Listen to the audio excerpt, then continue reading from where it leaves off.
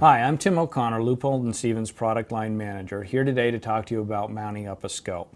For today's demonstration, we're going to use the standard mounting system and a 2.5 to 8 VX3 scope.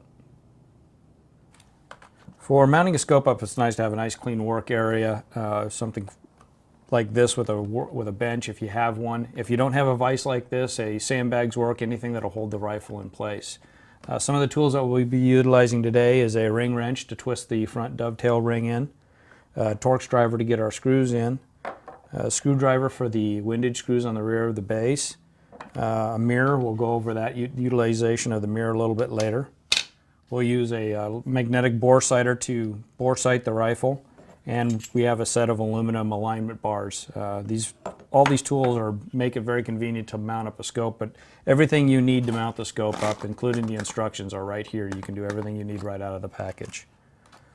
So the first thing that we'll want to do is make sure that we remove the plug screws, which I've already done, and clean the receiver holes. A little Q-tip with a little bit of gun oil on it works very well. Once we've got those cleaned out, we will want to lubricate the screws. A lot of people like to use thread locker to lock the threads down. Leupold doesn't recommend it. However, if you're going to use it, make sure that you use blue thread lock instead of the red, so it's not permanent. You can get these screws out if you need to. So next we're going to go ahead and put the mounts on. I use a little bit of gun oil in order to lubricate the threads. A little Q-tip works very well. What this does is it allows you to feel the proper torque on the screw and not friction between the threads. And we'll use our Torx driver. I like to bottom the screws out but not torque them down. Once I get both of them seated, a little bit of pressure. I'm going to torque these down to about 18 to 22 inch-pounds, no more. One of the most common problems that people run into when mounting up either the bases or the rings is over torquing the screws. 18 to 22 inch-pounds on both sets, and not everybody's going to have a torque wrench. You can see how much pressure I put on that Torx driver. If you want a way of telling how much pressure that is, I tell people to go up in the bathroom and push down on your bathroom scale till you see 18 to 22 inch-pounds. That's 18 pounds of pressure.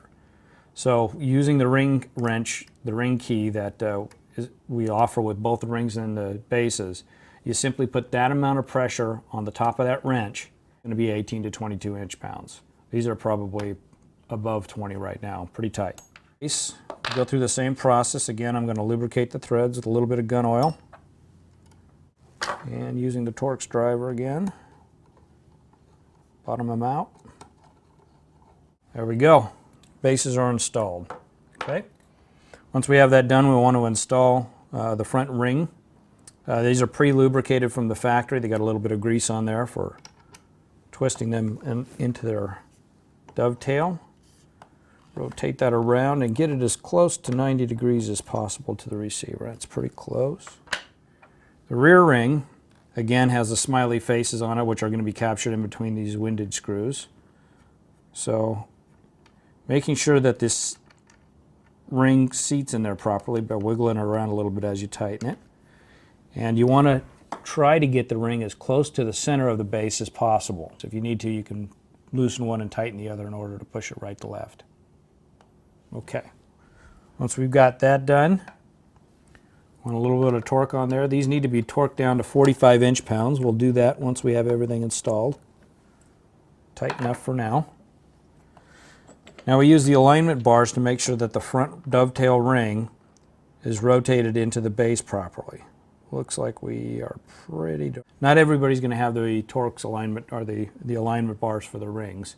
If you don't, that's fine. What you can do is you take the scope and you simply set it into the rings, and it should turn relatively freely, meaning that it's sitting on the rings flat and not on an edge from it being twisted. So this is relatively straight enough for our purpose. Mount the scope in there. Now I know, because I've mounted scopes on rifles so many times, that the eyepiece of the scope needs to be about at the back of the trigger guard for me. But if you don't know that for now, what you'll want to do is install the ring caps. We're not going to tighten them down, just leave them loose for now. This way we can check the eye relief on the rifle. We shoulder the rifle, And while looking through the rifle, I'll want to be on high magnification, I'll want to be as far away from the scope as possible. So in other words, I will start pulling away from the scope and I'll start getting a black ring in there. Once I'm as far away from this possible, I turn the magnification down and that eye relief lengthens, I'll stay within the eye box. So high magnification just at the outer edges as far away from the scope as possible. Okay, once we have that done, then we want to adjust the reticle to make sure that it is straight up and down. There's many ways of doing that. You can put a level on the receiver of the rifle and on top of the scope, make sure they're both aligned with each other. You can use a plumb bob. There's dozens of different devices out there to make sure that you get the reticle level. However, I just like to look down the back of the scope from the end of the stock, and I look through the middle of the scope and watch the vertical axis of the reticle and see that it goes straight down through the middle of the stock. I found this to be just as accurate, so that looks pretty good. A little tweak maybe. There we go. Once we got that done, then we can torque down the ring caps. You want to make sure that the gap between each side is as even as possible. There should be a 30 seconds gap between each side. There. Torque it down. Again, same as the base screws, 18 to 22 inch-pounds. And those look about good. There we go. Now what we want to do is move on to bore sighting. First thing we'll do is find the mechanical zero of the scope. Now the scopes from the factory are already mechanically zeroed, but you want to check them anyway. And to do this we use a mirror. If you don't have a mirror, you can do this to the scope before you mount it up, but the concept is still the same. Press the mirror against the objective of the scope, and we're going to look down through the scope, and we'll see two images of the reticle. We'll see the reticle, and then we'll see a reflection of the reticle off of the mirror. We simply want to make sure that those two reticles are in alignment with each other. And we'll do that by moving the windage and elevation adjustment. So moving the windage and elevation, you're going to see one of those reticles move around, align it with the other, and you have a mechanical zero on the scope. Once we do that, we're going to bore sight. There's many different ways of bore sighting. Today we're going to use a Leupold 0-point magnetic illuminated bore sighter. We simply place that on the end of the barrel and align it as close as possible to the height of the scope. And it's not critical that it be exact. Try to get it in the middle of the barrel. Again, I just use my fingertips to get it as close as possible. And then I'm going to look down through the scope, and I can see the grid of the bore sighter as I look through the scope, and I'm seeing it's a little bit crooked, so I'll just tweak it a little bit. None of these alignments are critical. You get it as close as possible, it's going to be fine.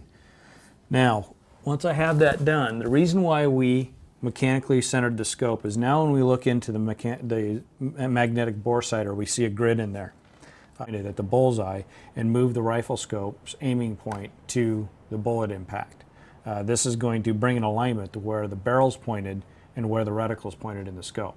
Once you got those two lined up together, your rifle's sighted in and ready to go.